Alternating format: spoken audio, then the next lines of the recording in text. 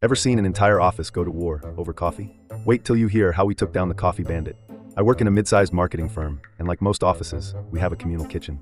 There's only one coffee pot, and it's basically the lifeblood of the whole place. If you're not a coffee drinker, you probably don't understand, but for the rest of us, it's sacred. Now, we had this unspoken rule. If you finish the coffee, you make a new pot. Simple, right?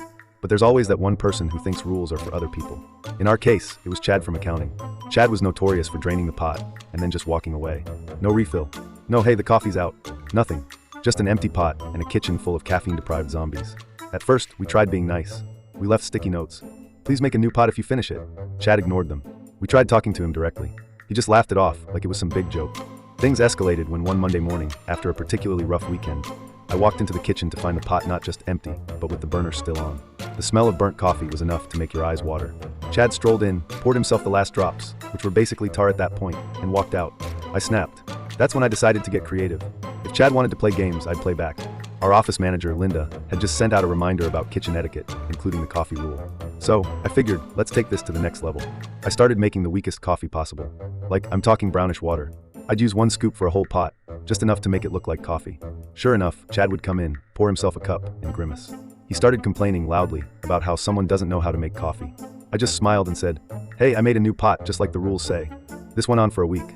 The rest of the office was in on it, too. We all suffered together, but it was worth it to see Chad's face every morning. But Chad didn't get the hint. He started bringing in his own fancy coffee from the expensive cafe down the street.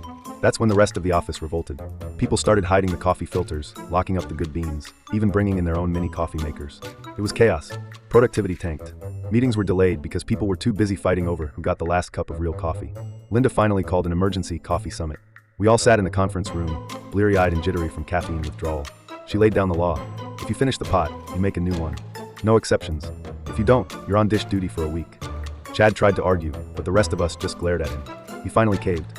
From that day on, the coffee pot was always full. Chad even started making extra strong coffee to make up for his past sins. The office returned to normal, and productivity soared.